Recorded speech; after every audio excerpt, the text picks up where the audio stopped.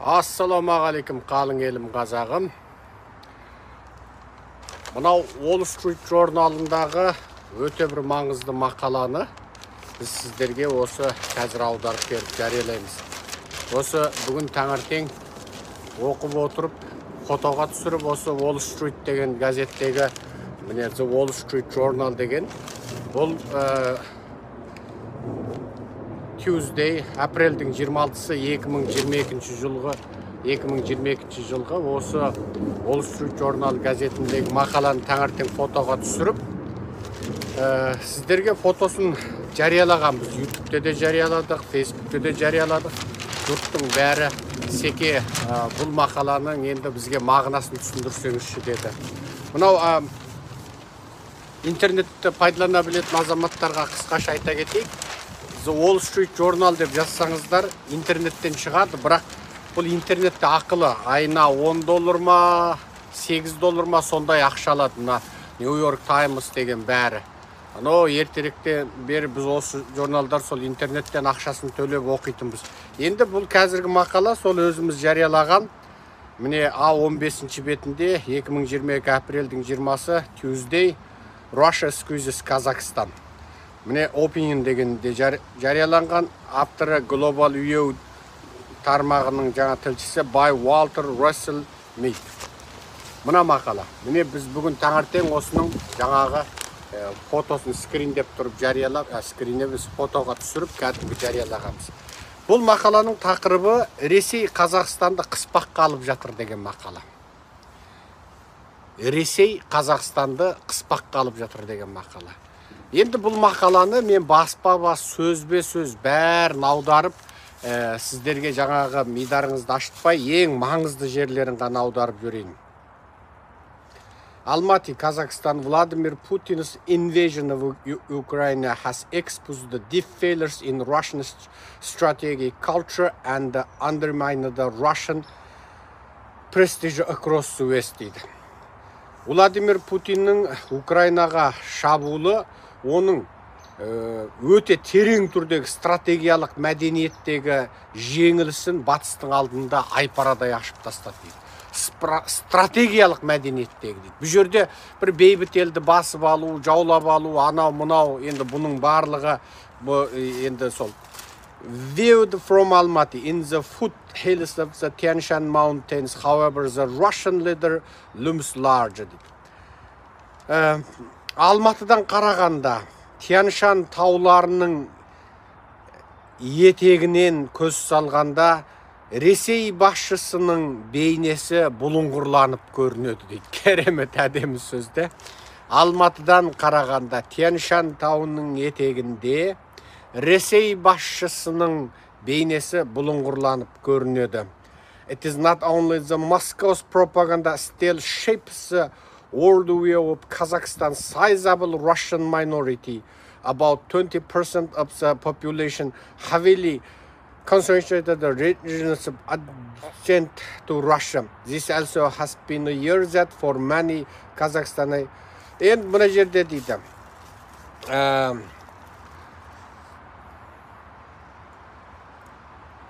Бұл жерде бұл тек қана Мәскеудің пропагандасында өткірленіп, дүниежүзілік өткірленіп тұрған санасуға мәжбүрлі сайзабіл деген өлшеуге тұратын мөлшермен Қазақстан халқының 20%-ын ұстайтын, Ресеймен шекаралас аймақтарда жасайтын этникалық орыстардан тыс дейді.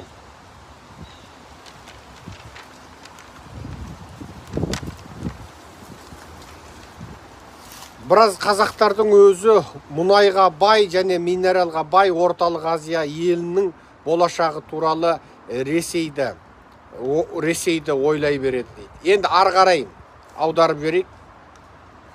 Жан саны аз қазақ халқы дейді. Небәрі 19 миллион халық тұрады. Бұл өте үлкен территория. Бейне Аляска менен Тексастың қосындысындай. Бұл өте стратегиялық позицияға ие. Географиялық Азияның центрін, географиясы бойынша Азияның центрінде бұл өте үлкен стратегиялық маңызға ие. Мына Wall Street журналының Қазақстанды өте стратегиялық маңызға ие деп жазған өте маңызды. Бұл жерде бұл мақаланың жазылуы өте үлкен мәнді білдіреді. Жайден жай біреудің ерігіп отырып жаза салған емес.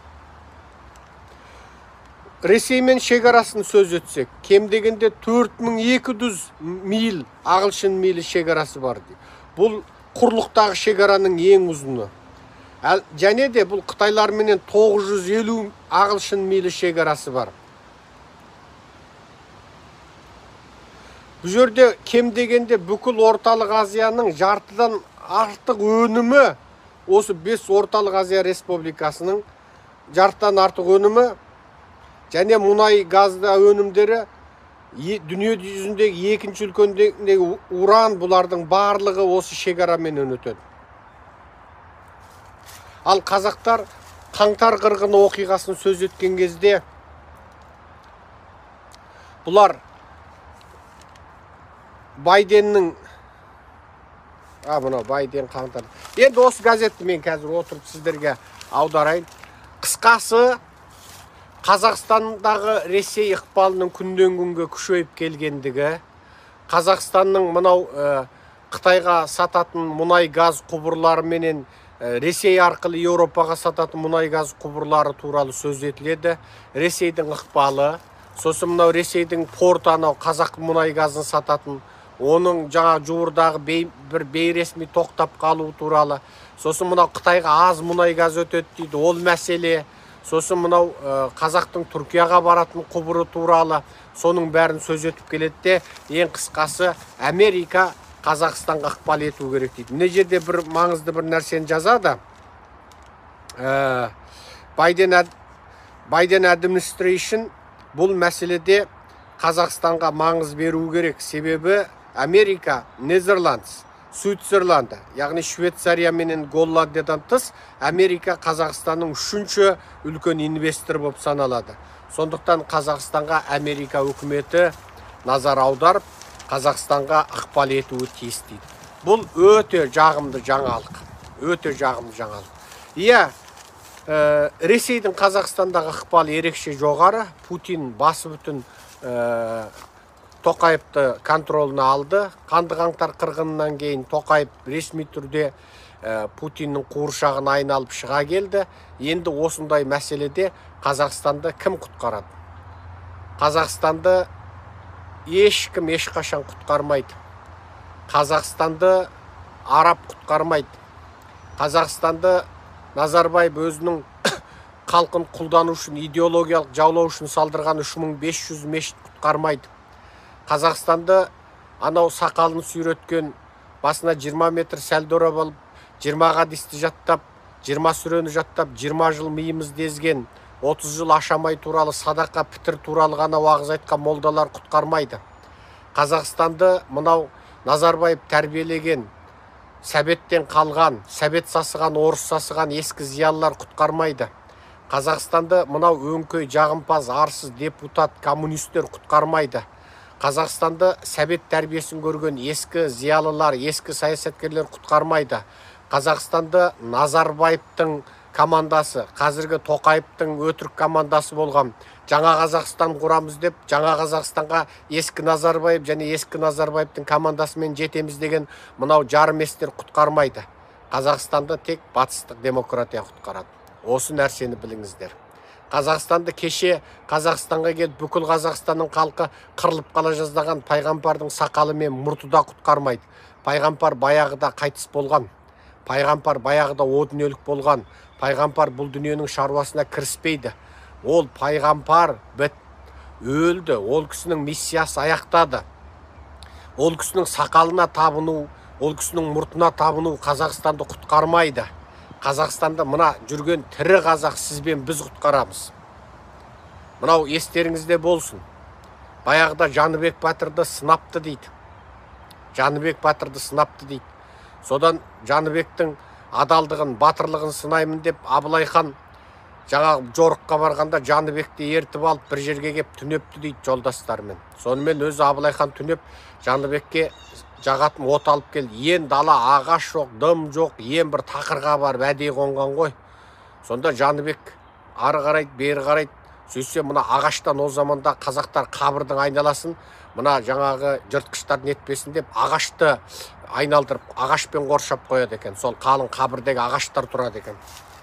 Сол қабірге барып ағашты бұза бастаған, соған Абылайдың жаңағы алдын ала дайындап қойғандар үстеріне ақ мата орап алып, неше түрлі қорқынышты дыбыс шығарып, жаңағы қабірден атып шыға келген болып шыға келеді ғой. Сонда Жәнібек аруақтарға қарап үндемей, ай, тірі аруақ сен түгіл, өлі аруақ сен түгілі, тірі Абылай суықта тоңып жатыр, ренжімеңдер деп қабірдің ағашын бұза бастаған ғой. Сөйтсе ана аруақтар ұмтылып, дауыс шығарып, сен кімсің деп ұмтылғанда Жәнібек батыр қылышын суырып ап, өлі аруақ сен түгілі қазақтың тірі Абылайы тоңып жатыр, ренжімеңдер деп қылышымен аталмыш аруақтарға ұмтылған екен дейді. Сол кезде жап-жас сол 17-18-дің айналасындағы бозбала кезі Жәнібек батырдың деп аңыз қылады. Сондықтан сол Жәнібек батыр айтқан өлі аруақ сен түгілі қазақтың тірі Абылайы тоңып жатыр, ағаштарыңды аламын, ренжімеңдер деген сияқты пайғамбардың өзі түгілі, пайғамбардың сақал мұрты да қазақты құтқармайды, айналайын қазағым. Қарекет құтқарады. Мешітке барып дұға жасау, тілек жасау, ол шариғатымыз бойынша үшінші амал. Бірінші амал қарекет, екінші амал тіл, үшінші амал Құдайға жалбарыну. Естеріңізде болсын. Пайғамбардың өзі күні түні Құдаймен сөйлесіп тұрған, Құдай періштесін жіберіп сөйлетіп отырған пайғамбардың өзі жауымен соғысатын кезде тек құлшылық жасап мешітте отырып алған жоқ. Иә, құлшылығын жасады, алақан жайып Құдайдан сұрады. Бірақ ол кісі амалын жасады. Әскерлеріне сауыт-сайман жасатты. Айналдырып Мединенің айналасын орғаздырды. Соғыс тактикасын талқылады. Алдыға шабатын шабуылшы топты ұйымдастырды. Таудың іргесінде тығылып тұратын топты ұйымдастырды. Сендер жауды шырғалап былай алып кіресіңдер, сендер сонда бүйірден, сендер арттан соғасыңдар деді. Соның бәрін талқылады. Әскерлерін жаттықтырды, қару-жарақ жасатты, азық-түлік дайындатты, әйелдер мен баладарға дейін соғысқа дайындалды. Пайғамбар мына біздің фанат, діни фанат қазақтар ұқсап мешітке жиналып күні-түні Құдайдан сұраған жоқ. Қарекет құтқарады.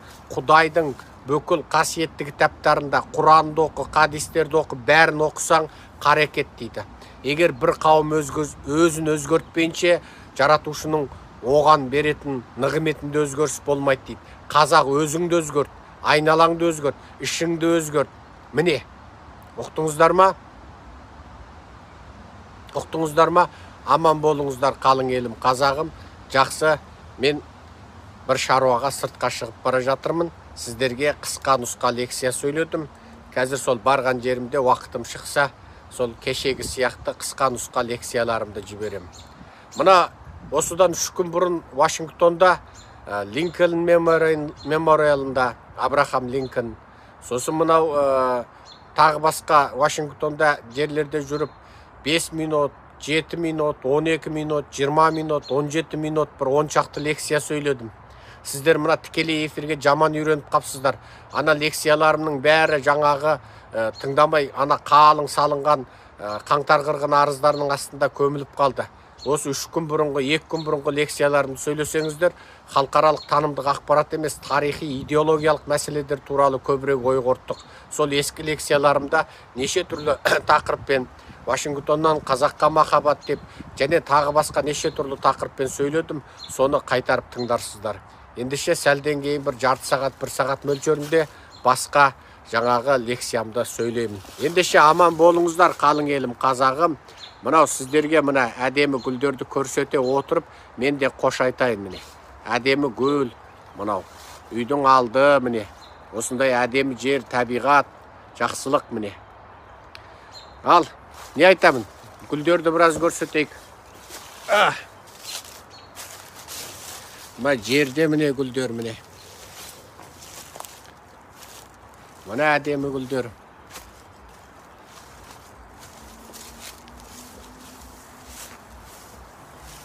Қып-қызыл болып ашылған. Мынау жаңағы мен лекция сөйлеген қабырға дәу. Мына гүлдерді міне қараңыздар. Не әп-әдемі болған.